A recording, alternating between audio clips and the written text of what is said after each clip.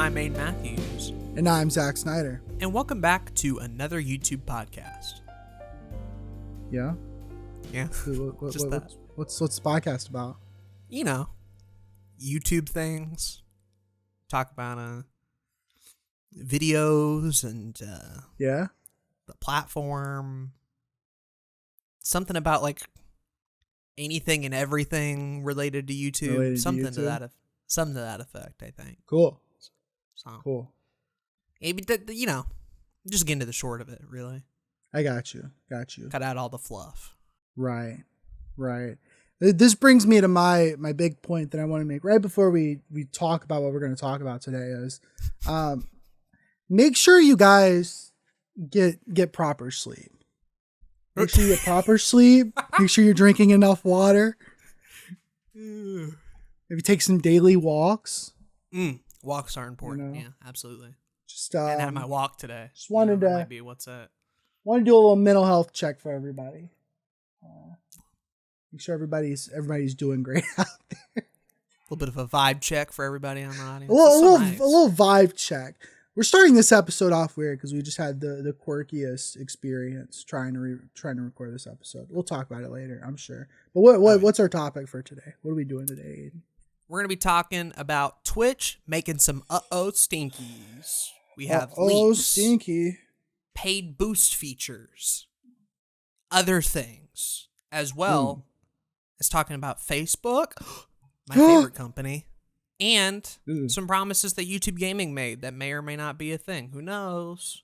All in our YouTube news roundup, or whatever else Zach decides to call the episode, because that's cool too, and I support my friends. Okay, thanks, bro. I'm supportive. You are. You're a very supportive individual. Through thick and thin, through any fuck ups, whether on the podcast or not. I agree. You know, just hypothetically. Yeah. I'm always there. You are. I'm always there. You are. One thing I can always count on Aden is being there. Not doing his best, but just simply I didn't even mean it up. that way. I was just like being genuine. I'm like, Aden genuinely always there. I appreciate that so much. That's so funny. I gotta talk about this. So for the first 92 episodes of another YouTube podcast, we've had a pretty standard introduction to the episode. For a long time, it was just me starting off with, I'm Zach Snyder. And then Aden would go, I'm Aden Matthews. And then I would go, welcome to another YouTube podcast, the one-stop shop for anything and everything related to YouTube. And then at some point, Aden started doing a little funny bit to get the introduction like interesting. So he'd be like, the show where we make fart jokes on the YouTube podcast or whatever, right? Mm-hmm. And then at some point we were like, well, then maybe I should take off some of that burden and do some funny jokes too. So Aden would start the episode with, I'm Aden Matthews. I would go, I'm Zach Snyder. He'd do the other part of the intro, and then I'd make a funny bit. Pretty simple on paper, you know? Pretty simple. Very easy. Gotten the repetitions, done it 1,000 times before. We hadn't recorded in 2 months. And earlier today, we recorded the Halloween episode. And this time, Aden just started off with a little Halloween bit without doing the I'm Aden Matthews. And I'm like, that's fine. Whatever. It's different. You know, it's a Halloween episode. We did record it the exact same day that it's going out, which is still today for us. But I was like, cool, whatever. And then I came in with my name and we got the little intro out of the way. But then this time we go to record this episode and Aden just lost all sense of understanding of what this intro is. It's not what happened. I was telling you, hey, you're going to have to come up with the bit. And you were like, okay. And you were thinking it through. And then I, forgetting the order of how things go, was like, well, don't you do it before the name introductions? Because in the previous episode, I did the bit before the name introductions. Not remembering what the actual format of the podcast is. That's on me. But, number one, Zach did not call me out in said episode when this happened. I thought it was funny. And number two, when this happens, this goes, we like get into an argument for like 2 minutes about this shit. It just came a bit at that point. And Zach, who had clearly not thought of a bit at that point, was just like, that's the intro. And I'm like, well, That's wait a minute. the bit. That's not the bit. We can't use my ineptitude as the bit for the episode. And which leads us to this recording where, despite having gone over the intro with Zach, he did not mention the other line that I was supposed to say, even though we had just walked through it. And now my mom is calling me, so I have to go for a second. Damn it. This is cursed. How y'all doing, everybody? This is clearly a sign that you should not record YouTube podcasts on Halloween night because, you know, the moon is out, the spooks are out, there's some bad vibes in the air. And when you're trying to work on a project that needs to get done, you know, sometimes those bad vibes can ruin the flow. So I don't think it has anything to do with my bad memory or forgetfulness. It's the fact that we're recording this on Halloween. That's the problem. So, yeah, I'm going to blame it on omens. I'm going to blame it on a black cat I saw out the window. He was very cute, but you know what they say, you're not supposed to walk past a black cat. You want to know why? Because it's bad luck. I did not see a black cat. I don't even own a black cat. I've had a gray cat, Belle, kind of an asshole, TBH. And then Millie, I've had that cat for a while. This is orange. So, needless to say, it has been a while since I've seen a black and white cat recently. There's a cutie named Sylvester. Kind of a bit of a fat ass, but he'd would linger out the door. You know, clearly wanted to go run and exploring, but his size and age had caught up to him at that point. And it's just like, man, being a cat sounds awesome, you know? Just being able to eat cat food all the time, just relax. And then if anybody even gets remotely near your girl, you're just allowed to bite people and scratch them up. And they'll be like, oh, well, you know, cats do be like that sometimes. And you just get away with it. You just get children. Who cares? If you were a dog and you did that and you bit somebody or you scratched somebody, they'd be like, we got to euthanize that motherfucker. Wouldn't let you live anymore. But cats straight up, you can scratch, bite, do whatever you want. Nobody cares. They're just like, oh, the cat's going to be cats. Because then what are you going to do? You're going to try to catch them? They're too fast. They can climb up walls. They can hide in cupboards and all sorts of peculiar places. You're not going to be able to find them. So that brings us back to the black cat thing. Like, if you see a black cat walking, you're like, oh, bad luck. There's no way to stop the black cat. Because you would have to, run 25 miles an hour or something. Like, you'd have to be going Scooby-Doo fast to catch that motherfucker. And then even if you did, it would still be a pretty big chase. And that cat would probably just bite you anyway. So then you have 2 bite marks. And you're like, all right, fuck it. Time to go home. And now you're just sitting there with the bad luck thinking about, did I ruin my day? Did I ruin my year potentially?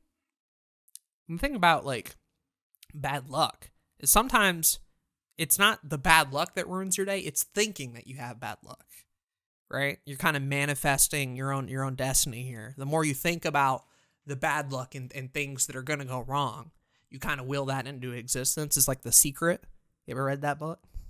The basic idea is if you project something, right, that you can just sort of will that into existence. So you're like, I'm going to vacation to the Bahamas. And you say that to yourself over and over again. You believe it for a year or two. Eventually, you'll get the vacation time and you'll just go to the Bahamas and it'll come out of nowhere. But it's your mood, right? It's your mindset. If you're in a positive state of mind, you can have positive things happen to you. But if you go into every day with a bad mood, right, and a negative reaction, then sometimes things don't work out your way. And you know what? That's fine. That's fine. But thinking about your mindset and how you tackle days give you a huge advantage, a huge one-up on other entrepreneurs, millionaires, whoever. You know, it's all about mindset. And that's what matters. So maybe it's not so much the Halloween vibes or the black cat vibes, but maybe it's just the mindset. Maybe I had the mindset going into this that I was going to mess things up. And then that's why it happened. So, you know what? For the rest of the episode, it's going to be good vibes only. I'm only going to be thinking positive thoughts, you know? Zach's going to be talking to his mother about some epic stuff. And I'm going to be like, that's cool. And then he's going to come back. I'm going to be ready. I'm going to be ready to crush this episode. I'm going to crush this topic. We're going to talk about Twitch. I'm going to say all the bad things about Twitch. I'm going to say all the bad things about Facebook, YouTube. And we're going to give our most insightful commentary yet. Our most unbiased take yet. And our sponsors, let me tell you about them. Awesome Creator Academy. They're crazy valuable. If you're getting started on YouTube and you have a little money to throw around, why not check out the YouTube Starter Kit? For $99, you get over $1,500 of value and dozens of downloads from templates for advanced YouTube thumbnails, channel artwork, end cards, lower thirds, royalty-free background music, fonts, and more. Pay one price and have unlimited access to downloads as they come out. Check out the link in the description or the show notes, and in doing so, you'll be supporting another YouTube podcast. And you think that's cool, right? Check out our second sponsor, Anchor. If you don't have $100 and you still want to support the podcast, you can become a supporter. At $1, $5, or $10, you'll support the podcast and get nothing because we've stopped including the read your name on the podcast portion. And the idea behind that is, we're only going to episode 100, right? We're ending the podcast soon. So if someone were to donate on Anchor, we might see it by the time we're recording the final episode, and then we wouldn't be able to mention your name. So it didn't seem fair at that point. So we just decided to cut off that portion. You can still donate and support the podcast, but it might not be helpful all the time. Yo, Zach's back. What's up? What's poppin'? I just got through the sponsor segment. Been talking the entire time while you were gone. Won't have to edit a thing, buddy. I got it all covered. Cool. For you. Heck yeah. All right. We want to get into the topic then? Yeah, let's get into the topic. Sponsors done and everything. We can hop right into it. Cool. So I guess let's start with the Twitch leaks. Yes, that's the big one. So October got started, and a gigantic leak of everybody in the top earning percentage of Twitch just went out. So you can see basically what everybody be making on Twitch per month since 2019. Correct. As well as source code for the mobile, desktop, and video game versions, code related to proprietary SDKs, an unreleased Steam competitor from Amazon. It was going to be called Vapor. This is a very funny name. Data on other Twitch properties, security tools, whatever. And this hacker had kind of intended to release this to kind of, quote, boost competition or whatever. But he said that this was part one. There could potentially be more stuff coming along the way. So the security concerns are obviously big. Be sure to change your password, username. That's always a smart idea in general. Using two-factor authentication is always a good idea. But I think Twitch went ahead and automatically changed everybody's stream keys. Yeah. So those should be reset. So if you haven't streamed in a while, next time you stream, make sure you have the right stream key, obviously. But that's not what everybody cared about. Code's nice, commit history, sure. Steam competitors, fine, whatever. Everybody actually cared about the payout details regarding creators on Twitch. And there was a website up where you could look at everybody and their rankings and how much they made, which was kind of cool. And it seemed more of the discourse was less on the leak itself and more of, wow, Twitch streamers make how much money? Bozoings? That's crazy. And, discourse kind of went from there. So that's sort of why we're covering it, is that's the part everybody seemed to be interested in. I'm going to try to leave all these links in the description and the show notes because it's a lot. But there is a Twitch earnings leaderboard website that shows you basically the first, I think, 1,000 or so creators and how much they make per month. With the top one being Critical Role. It's a D&D channel at $9.6 million a year or a month. It's a month since August of 2019 till October 2021. So about a 2 year. Right. I don't personally give a fuck. That's my stance. What? Which is quirky, I'm sure. Tell me you didn't want to know how much Ninja made in the past 2 years?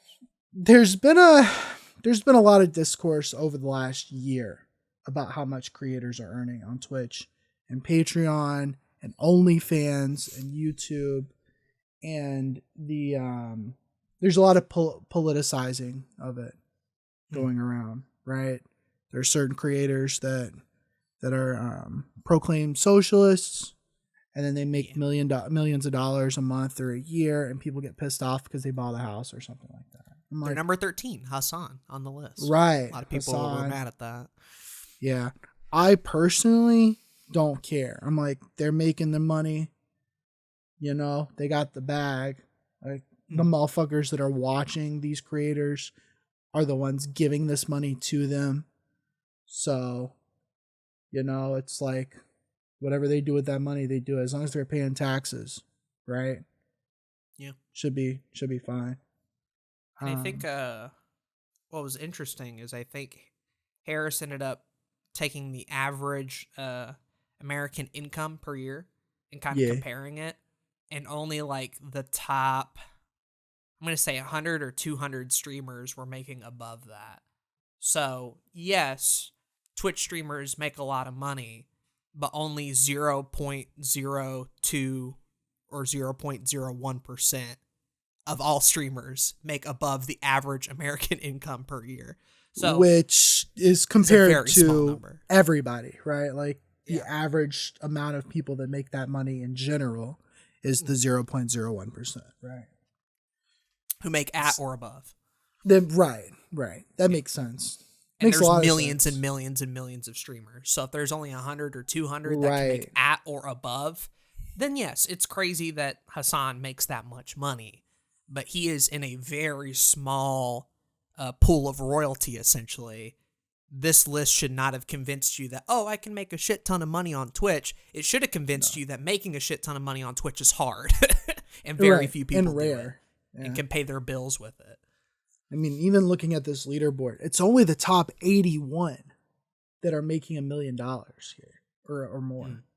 One of my favorite streamers, number 101, Northern Lion, is at 885,000, which is like a lot, sure, but like comparatively, you know, still a lot less than 9.6 million.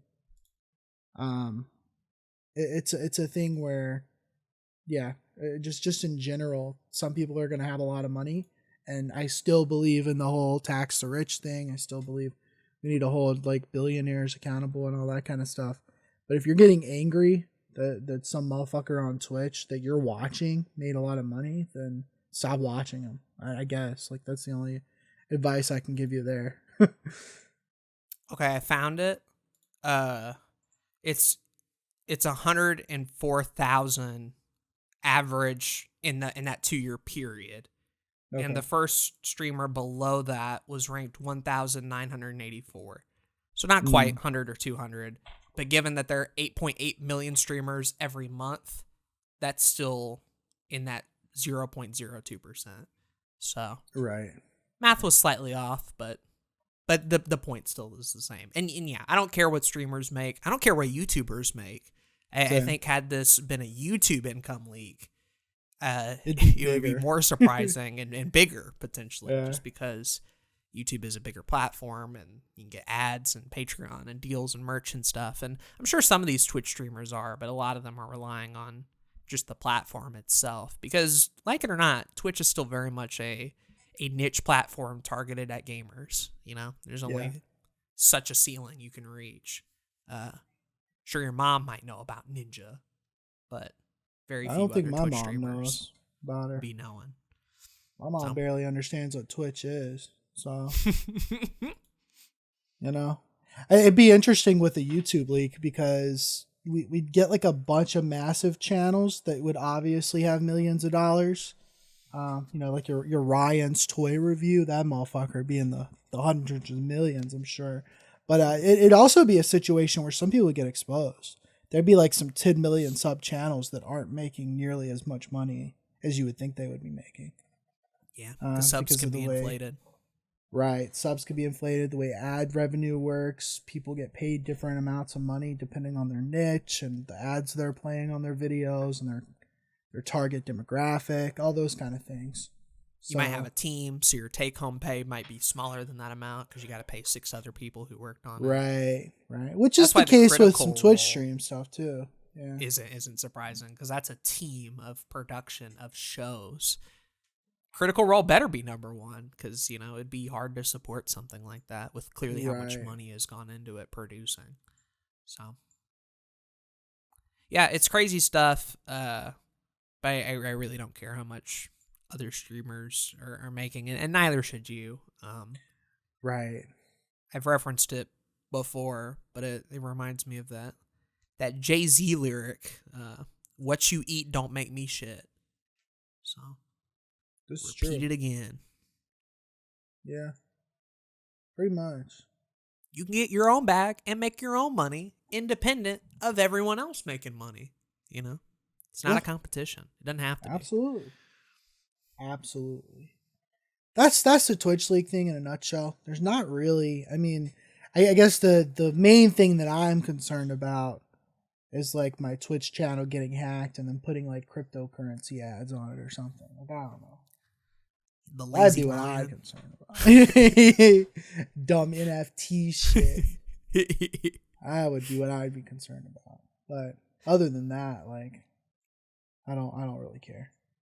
Change your password. Use 2-factor authentication, and we'll see what else comes from part 2 or 3 of the leak. But it's less an issue on the creator front and more of just another list of bad PR moves by Twitch. Granted, this one wasn't caused by them inherently, but it's certainly not helping their position anytime soon. Absolutely. Speaking of things that aren't helping them anytime soon, shitty features, paid boosting. Oh boy. How does that work, Zach? Well, a Twitter user by the unfortunate name of Zach Bussy. Feel sad for him, unfortunately. Hope he's doing well, though. Seems to be doing pretty good for himself. He posted out on September 30th that Twitch is going to be doing a test with a small group of streamers to make Boost This Stream a paid feature. Essentially what it is viewers can boost streams that they're watching with money to try to get it in front of more people. It's advertisements. It's advertisements for smaller creator streams or streamers in general. And the way it would work, which unfortunately the experiment is live. There are some channels that already have this enabled.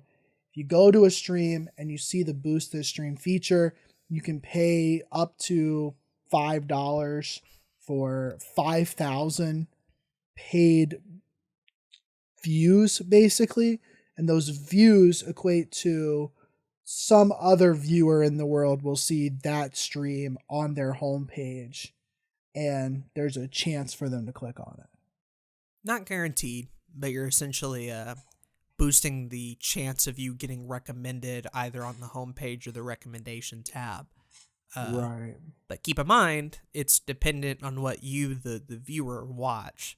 So the odds of Twitch showing you a boosted stream for New World if you watch Mario streams is very low. So that's going to be dependent on what categories people are watching and what's relevant in the current state in general. And like, let me be honest, on the surface level, I get what they're going for. Twitch's discovery is bad. There is not really a way to grow. But rather than like improving the discovery systems like YouTube did and building an algorithm for all different types of streams except for the top 1%, what Twitch has instead done is kept its shitty discovery system, but now gives you an option to spend money to try and put a Band-Aid on the sinking ship, which to me kind of comes off as like capitalizing on fear that Twitch has bad discoverability, and Twitch is like, oh, you think that? Okay, if you believe that, then pay $5 for 5,000 recommendations. Okay, sure. But that's not going to help you because recommendations on Twitch are still bad. The discovery system is still bad. You just have a slightly better chance.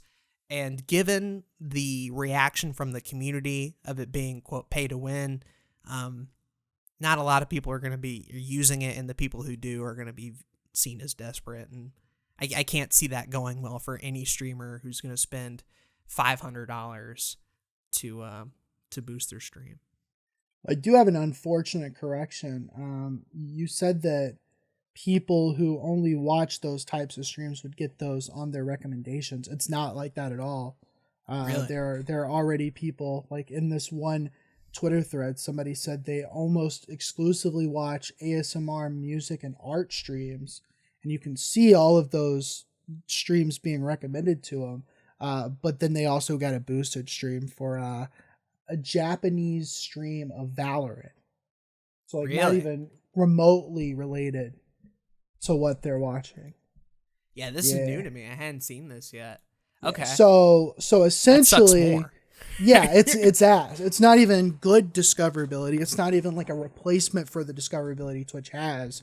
It's literally like, we're just going to put this in front of 5,000 random people, and regardless of category, maybe they'll click on it if they happen to be interested in it.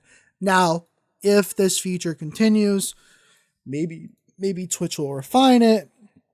It'll be more algorithm based, but I still think it's a really bad feature, and it's a thing where it's not gonna help. It's not gonna help smaller streamers grow. It's not gonna have middle streamers grow. You know, it is simply just a way for Twitch to make more money. That's what it is. And that's the fucked up part about this too, is any money you spend on this is going 100% directly to Twitch. The creator will receive no cut from that. So if you're a small creator who lives off of donations to improve your gear or working toward a goal, I would prefer more up-to-date like subs, bits, and donations where you can actually give something back, as opposed to just spending $500 to boost a small streamer where the streamer will see none of that and will only be boosted for the duration of that stream. Like, it's shitty for creators, and it's going to be really shitty for viewers supporting creators who don't know any better and who are going to put that money into that rather than something cheaper and of more value like a sub or bits or something. 100%. I mean, I'd rather than put a PayPal donation button somewhere, right? Yeah. Like if they really want to help smaller streamers, which this and that what this is for. Again, this is for Twitch to make money. But if they wanted to help people get discovered, I would prefer a PayPal donation button or something easier to Twitch subs, because we know firsthand as Twitch affiliates, like you don't even get a payout until it's $100. Yep. So somebody could be paying you $5 every month, and you're not going to see that for months. Hopefully it's something you can disable, is what I'm hoping. Because once it's finally rolled out, you have the option to turn it off, like all annoying things from Twitch, like hype trains and other things. You can turn those off. Right. So hopefully it'll give you the option to. But it's like, it's not the first time we've seen something like this. Facebook, for example, you can like pay to boost a page, and that works because that platform isn't predominantly gamers, and boosting pages actually gets it to the targeted audiences. At that point, it's a targeted ad, right? Yeah, there's like 1 billion people on 2 billion people on Facebook or something like that. So that at least makes sense. You can technically buy YouTube ads to go in front of other people's videos, but those are less successful, obviously, because they kind of have a similar culture where a lot of people don't click on those ads for one, but people view it as pay to win. Of all the platforms to do this on, Twitch makes the least amount of sense because it not only doesn't help creators or viewers, but this is a community who is small enough to absolutely not receive it well. The platform and the people behind it are vastly out of touch with the actual users of the website. I know TikTok and Twitter also have promoted features which are more similar to this. Because for YouTube and Facebook, those are targeted ads. Usually businesses are going to use those, which makes sense for advertising, right? TikTok, Twitter, Twitch, these are creator-focused platforms. It's a little weird for you to like pay for me to see something that I didn't want to see to begin with, right? Mm-hmm. And on top of that, I think the really shitty part of this situation is, regardless of it being a bad idea, it's the fact that everybody told Twitch it was a bad idea. Harris Heller even mentions that he was approached by somebody at Twitch a couple years ago about this, and he told him it was a bad idea, and they still did it anyways. That's the shitty thing for me. Yep. Is that the communication is so bad that they're just like, nah, fuck you. We're gonna do whatever we want anyways. And when you've had a year like Twitch, where you've had DMCA issues, hate rate issues, Twitch leak issues, it's very telling that rather than fixing those problems, they instead offer another way to monetize, which is something they've already done and are already good at. Like, why not fix discoverability? Why not fix hate rates? Why not fix copyright? Why not add a new feature that could be beneficial for watching streams or categories or anything? More monetization options doesn't help anyone. Except for Amazon to potentially eventually make a profit. That's why they're doing it. But when that's all your decisions, that's all your announcements, that's all you talk about in the midst of bad PR after bad PR, then yeah, you can kind of come off as tone deaf, and it's made me very disillusioned to the platform as a whole. And a lot of people are saying the same thing. There's already been a lot of discussions about Twitch versus YouTube versus Facebook gaming as to where the best place to stream is. And I'm not going to say don't stream on Twitch. For many people, it is still the most viable option. I think even for me, it's still the most viable option. But it has made me very uninterested in being a part of the Twitch ecosystem. They've had a rough year. The way they've handled everything this year. Yeah. Yep. Even YouTube, which has had its ups and downs over the years, I still have nostalgia for old YouTube. I still enjoy the platform for a certain extent, and I still care about it, right? As a creator, someone who's been there for so long, it is still something I care about, and they do seem to be continuously getting better in certain areas. Twitch, unfortunately, especially after it got bought out by Amazon, it just leaves a sour taste in my mouth, unfortunately. I agree. So, yeah, Twitch leak, boost streams, not a lot of good stuff going on there. And YouTube, kind of, I guess, sort of responding a little bit, is trying to catch up, trying to improve their service. And so, Zach sent a tweet from Fwiz, one of the people working at YouTube Gaming, and they're promising some new stuff like gifted memberships, improved live discoverability and monetization. This is the cool one, expanding on clips and making it seamless with shorts, which is what I wanted to begin with. Yeah. And new mod tools. I've also heard gifted memberships is important because a big part of how streamers make money is through gifted subs. Like, people don't buy their own, and you can just gift them to others. And so when that gets added, that'll be huge. The reason, though, we're not going to spend a lot of time on this is it's what to expect in 2022. And the podcast won't be around, and we won't know if they did it or not until after it's all over. So we're mentioning it. It's cool, but it might not happen. And if it does, this is us mentioning it and saying it's cool. It's right. Yeah, I agree. I like that they're continuing to upgrade the YouTube streaming system. YouTube is still such a VOD primarily place for me. I don't even watch YouTube Shorts that often. But it's cool that they continue to upgrade what YouTube means in current day. So who knows, man? Like, I mean, I think it is possible that most people watching streams will just do it on YouTube. Most people watching short form content I still think TikTok will be around for a while, but I could see YouTube, boosting those numbers too. So we'll see what happens. Yeah, go for it. Let's go out on a limb and make a prediction, not on shorts, because I honestly don't know. But when do you think, if ever, YouTube will take the lead in live streaming?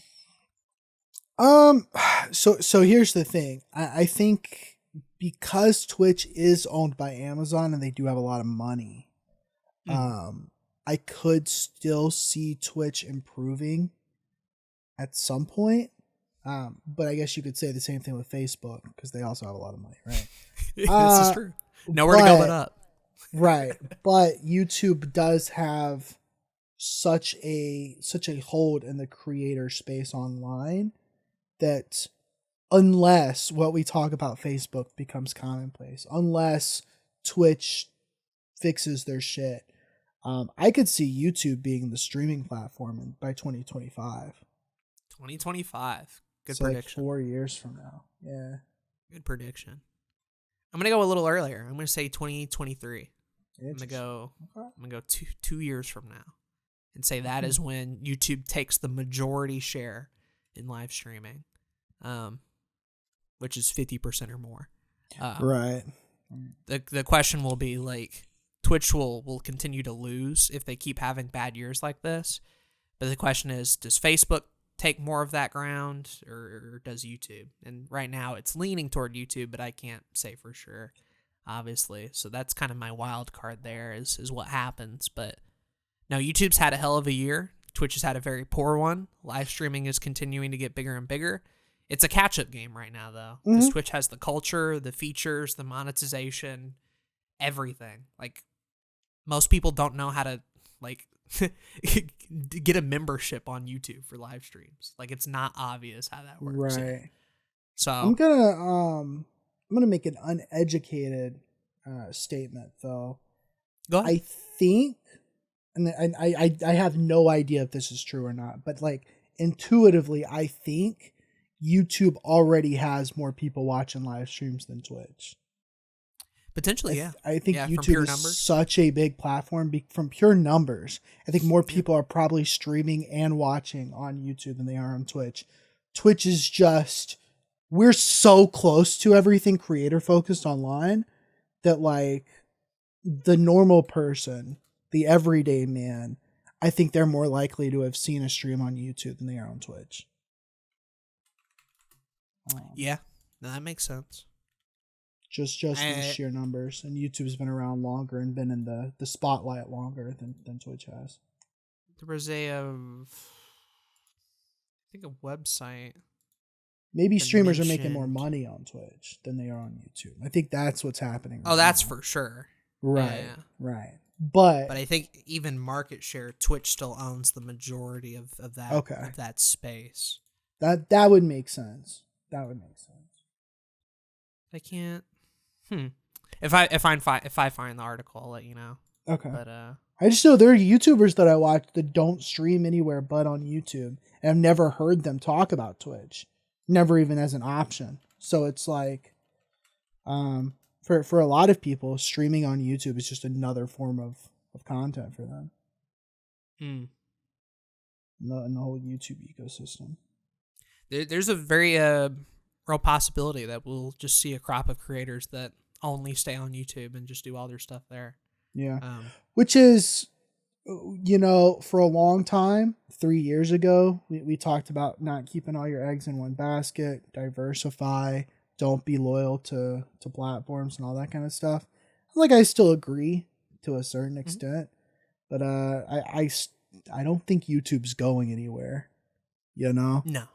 And other than making sure you have a Patreon and offering services and stuff that can help you make more money and that kind of thing, I don't think it's a bad idea to just do YouTube for a long time. Yeah, especially if you're not terribly invested in making like a separate career in live streaming and shorts, and you just use it to support videos. Right.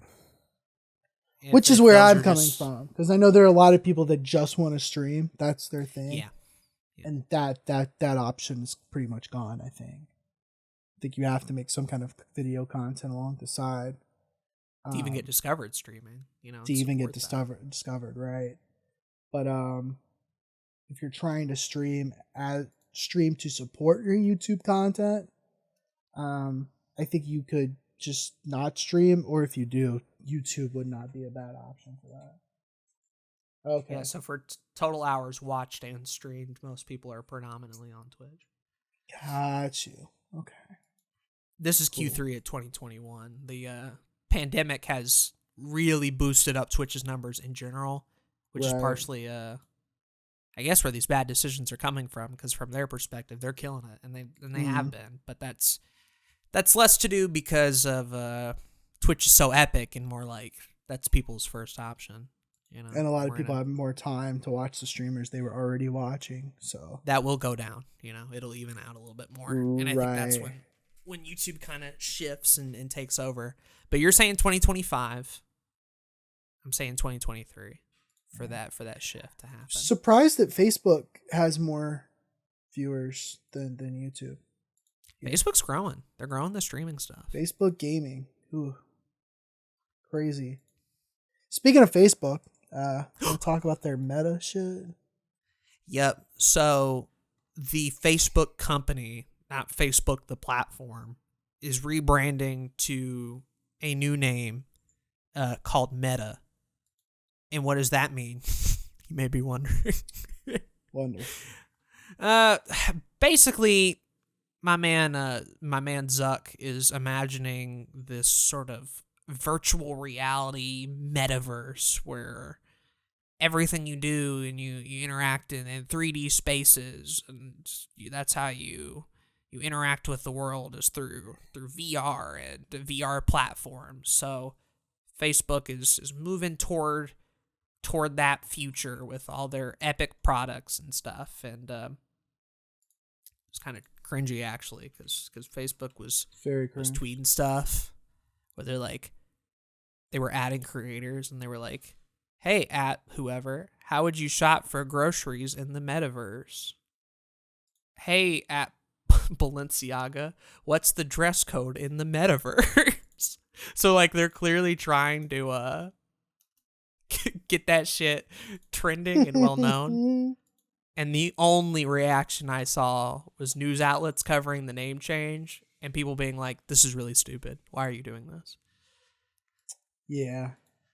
So from what I gather, Facebook, the app is still going to be Facebook. Maybe they transition to it later, but the name change is subject to the parent company that owns it. So right, because Mark Zuckerberg and the Facebook company, they own the Facebook app, Messenger, Instagram, WhatsApp, Oculus, and then 3 platforms I don't know anything about: Workplace, Portal, and Novi. No one cares. But that's the company that's now called Meta. But yeah, the video, he's talking about I watched bits and pieces of it on Twitter. I didn't care to watch. Apparently there's 3 hours of this shit on the meta.com whatever.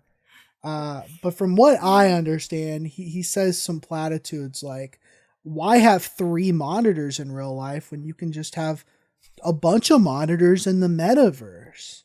Yeah. Why constantly look at your phone and your computer and your TV if you can just look at it all inside the metaverse, virtual reality space? People are talking about, since work from home became such a thing during the pandemic, working from home could be in virtual reality. It's sure, whatever. I still like to have a real space that I work in.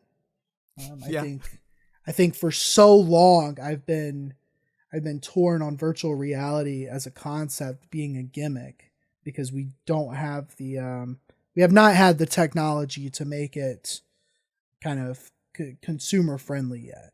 I still don't think we've gotten there quite yet. But now even more, I'm like, I don't want it, dude. I don't want some nonsense where I have to get into a meeting in virtual reality to talk to somebody about some videos that I'm editing. I might just quit. Fuck that. Yeah. I don't care. I'm trying to picture the hypothetical scenario where it would be easier to put on a VR headset and join a meeting workspace, as opposed to the time it would take to open your laptop, hit Google Hangouts, and be in a call in 3 seconds. Yeah. Yeah. I'm trying to picture the future in which virtual reality is not only the most convenient, but the norm. And we're not even at the point where enough people own VR headsets for gaming, for gamers, Yeah. So the idea that everybody, in I guess the next 10, 20 years, right, will be predominantly VR. We're not even close to there yet. And I know, like, big tech companies, Silicon Valley, like Tesla, is like, we're going to make a bunch of electric cars. And that makes sense because they're not out here like, the only way you can drive an electric car is by purchasing our $20,000 fucking tank. That's electric, sure, but nobody in their right mind would own it. Like, no, they're making cars with car features and car value, but it just happens to be electric. And, like, they're growing, and they're making do on that promise. They're still a long way there, but they've gotten a huge foothold through the door. VR isn't even in a foothold in the door yet. It is niched to the extreme for gamers. Again, not even the general public. And the idea that it's going to be owned by Facebook, given their track record with ads and data and information, people wouldn't even buy Facebook portals or Facebook sunglasses with cameras in them because people were afraid that they'd steal data. You want people to go into VR and be trustworthy that Facebook isn't going to pry on your house and what you live and what stuff you buy? Like, yeah, I don't see anybody doing that. Not without at least a little bit more regulation. But given that Facebook owns Oculus, or I guess will now be named Meta, who even knows? There probably isn't going to be like much competition. And if Facebook's the only one doing this stuff, I don't trust it to be mainstream. Nothing Facebook has done in the past 10 years has been relevant or mainstream. Right. So when you're tackling this big of a subject, I just don't see it happening. I don't. Who knows? Either. I could be wrong. I mean, in the metaverse, and when we do the YouTube podcast too or something, who knows? According to the metaverse. Kill me, please. It's a thing where, like, if virtual reality is going to become mainstream, I think a company as big as Facebook or Apple or Amazon would have to be the ones to be the pioneers there.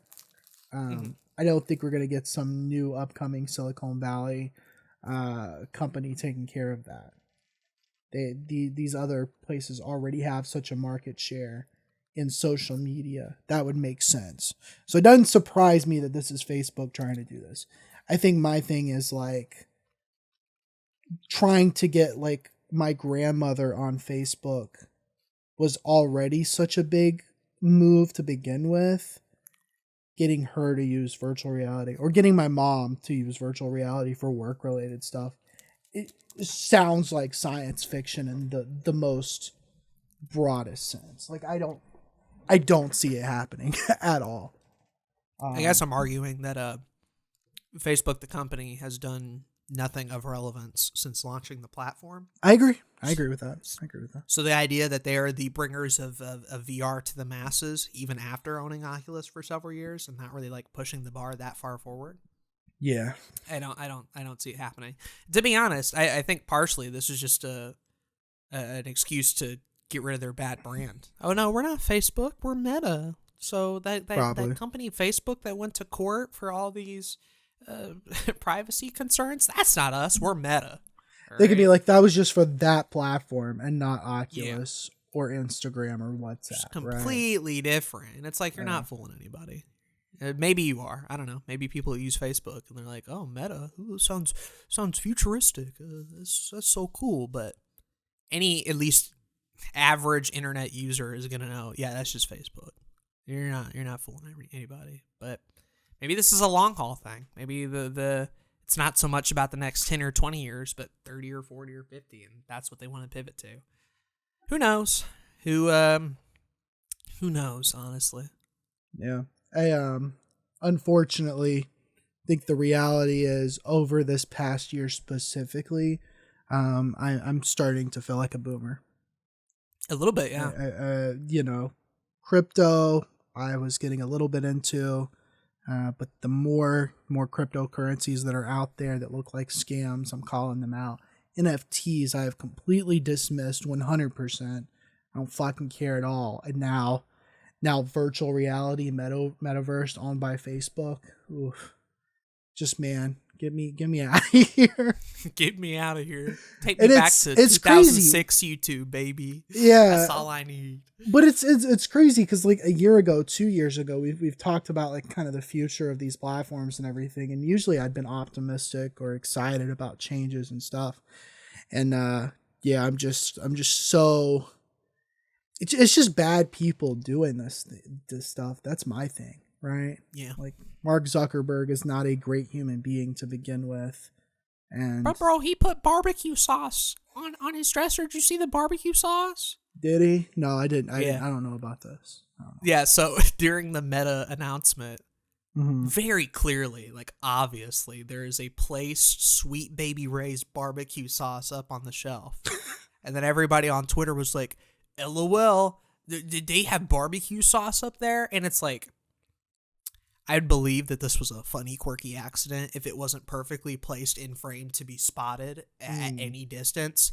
This was somebody in marketing trying to get some epic Twitter clout memes to market Meta or whatever, to try to make Mark Zuckerberg look like an honest human being. But like, who puts barbecue sauce on their bookshelf? Nobody. No. You're not helping your cause, Mark. You're weird. You're a weird dude. Ugh. Yeah. Yeah. But yeah, whether it's Facebook or Twitch or Instagram's another one, the only two like social medias that I even remotely feel good about are like YouTube and TikTok. And I would put Twitter in that list, but Twitter's not had a bad year. I just do not like Twitter the more and more I use it. It's nothing to do with the recent events. It's just your platform sucks now. Yeah. So. Twitter is going the way of Facebook for me. I still use it. I still use the DM feature for work related stuff, but like I'm hoping like one of my personal goals is by 2025 I'm just off Twitter. Like I don't and you'll be doing your DMs in the Metaverse instead. Yeah, there we go. There we go. Like Daddy Zuck intended. So based. Yeah, Twitter's miserable. Facebook's miserable. Twitch has been miserable. The internet's miserable, man.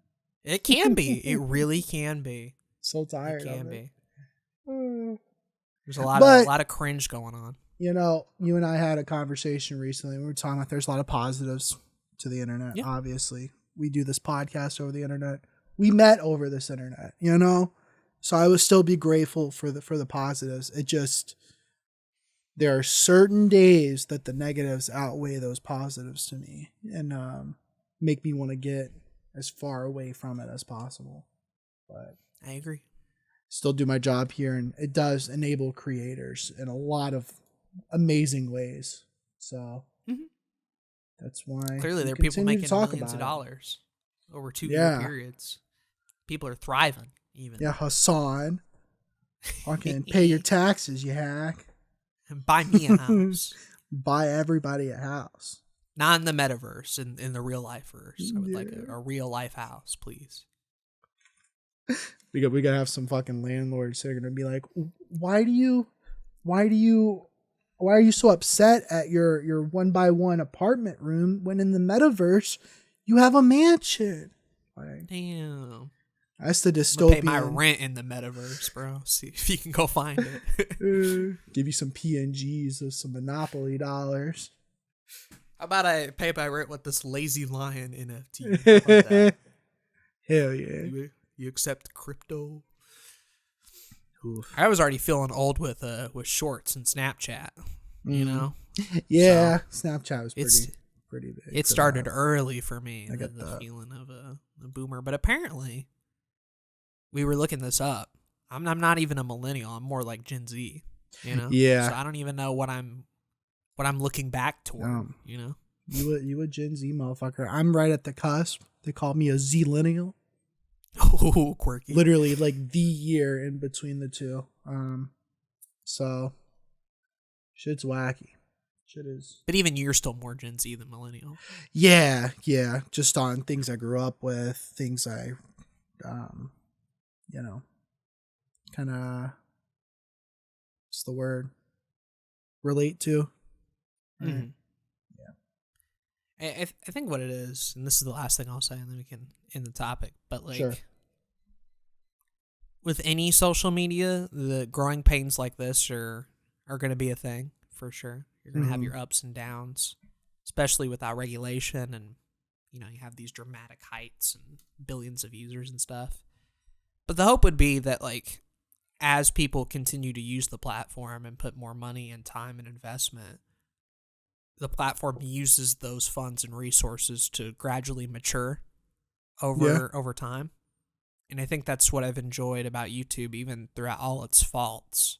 This is not the same place that it was in 2007, for better and for worse. For better in the sense that I'm not getting recommended annoying orange videos. Cool. Right. Pog.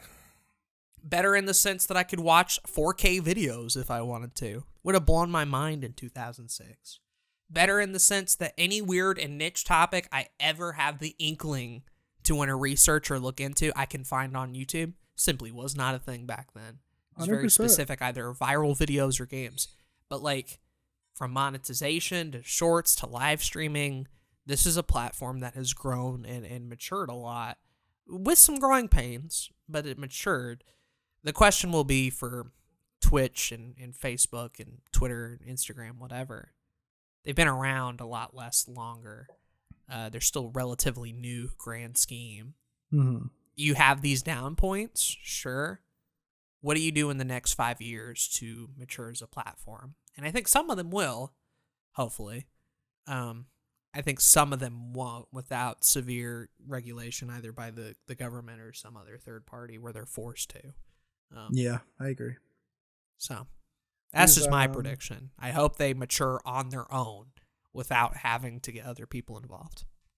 I agree. The internet has come a long way in terms of maturity, and a lot of these younger social media platforms still have a long way to go. To the point where like we as people, and especially as creators, we've matured in the way we create content and the way we interact with these platforms. So at least they need to meet us halfway, right? Yep. If the bar of production and content creation is going to continue to rise, then the platform needs to grow and continue to meet those needs and demands. Or right. They'll go elsewhere if they have other options. Sometimes there just isn't options. But in Twitch's case, you better believe there are other options. So they really cannot afford to kind of, just rest on their laurels and sit back and add another new monetization feature. Like they're on the hot seat right now. Yeah. And as like personally, when it comes to these platforms, usually my apathy towards Facebook or even Twitch now comes from those platforms either not meeting my needs as a creator or as a user on the platform, but also just not having a need, like not having a purpose in my life. Facebook serves very little purpose right now. I agree. Personally. And maybe if we were marketers, maybe that would help. Well, I mean, yeah, right. If I had like some business that had a membership service, I could use Facebook groups, and the ad space on Facebook is still underpriced in certain regards. So like, there's still that, but as much as I consider myself an entrepreneur because I'm making money doing a thing that I built up myself, like I'm still creator first. I'm still a person first. And Facebook doesn't serve those needs as much as they want to be serving those needs. And I think we're in the growing phase too, where you and me, even after this podcast is done, are going to continue to grow and make new content and find new places to put that content and figure out our own strategy. And I'm sure there's a lot of people listening who are in that growing phase right now. So we don't necessarily have the liberty to buckle down and just pick one platform. But, when things start to stabilize and work, and I can make money through Patreon or literally anywhere else, and it's my decision where I post content 100%, Best believe Twitter is not going to be a part of that. Yeah, like I'm 100%. doing it because I feel like I have to. When I get to the point where I can get consistent paychecks and Twitter is no longer necessary, I'm cutting that shit off. And you could argue that I could cut it off now and see no difference, but don't. This is sort of the advice for anybody listening: is don't feel like you have to be loyal to any particular platform if they are no longer meeting your needs. Like Zach said, if you were at the stage where you don't need the live stream and you just feel like you're doing it out of obligation, even though you're making money elsewhere, leave Twitch, bro. It's fine. Diversification's important, but doing what makes you happy and making content that adds value is first and foremost. And you can't deliver value on a platform you don't believe in or don't like. Yeah, for sure. Don't need to be loyal for it. I guess to end it off, the vice versa is true too. If you feel like you're not getting anything from a platform, but you use it to post like stupid big chungus memes or something, don't feel like you have to be like angry about it all the time. Just use it for that purpose and leave it there. That's value for you at least. Even that's my Twitter. I just post stupid memes and shit, and it's epic. Leave it at that. If you laugh at the big chungus meme, that's fine. Hell yeah. But it's all case by case stuff. That was a ramble though. We're pretty much done with our news. A lot of stinkies. I'll just go out on a limb and say this is probably the last current events episode of the podcast. We might mention some other things, but this is probably the last news specific episode of the podcast. So I gotta ask before we end it off, like, of all the new news events and things that we covered, whether it was, VidMe dying or Patreon or watching Anchor grow as a platform or TikTok or YouTube Shorts, what's been like the most surprising thing that we've talked about on YouTube news for the podcast? I'm gonna be real with you, and I was gonna say something a little different, in that I think out of all the news that we've talked about, because of the way news cycles work, so little of it has left an impression on me. Like, we talked about it and it seemed important at the time, and I'm sure it was important at the time, but now I've just kind of moved on like literally every topic we've covered in terms of news related stuff. You're telling me the IGTV talk did not nothing leave an impression in your mind? Sure didn't. That's crazy. Sure didn't. But that's me personally. If you've got something that shocked you or surprised you, like, I'd be cool with hearing it, obviously. But for me, it's like we talk about the new stuff, and it can be entertaining for me to have those conversations with you and to kind of figure out, like, kind of ruminate on like the future of things and what may be important, all that kind of stuff. But like, other than like the adpocalypse of 2017, I don't see any of the news topics that we've talked about that have like left a lasting impression on me. I think the big one for me was just living through Anchor democratizing podcasts. I think is like the biggest one, and the one that's impacted us the most. Right. Like, when we started, Anchor was just sort of like this fledgling idea that was brought up in a Gary Vee video that you brought up to me, and I'm like, okay, cool, whatever. Right. And then that's true. Recorded the first episodes of Aden on Anchor on my phone because I could literally not use desktop recording.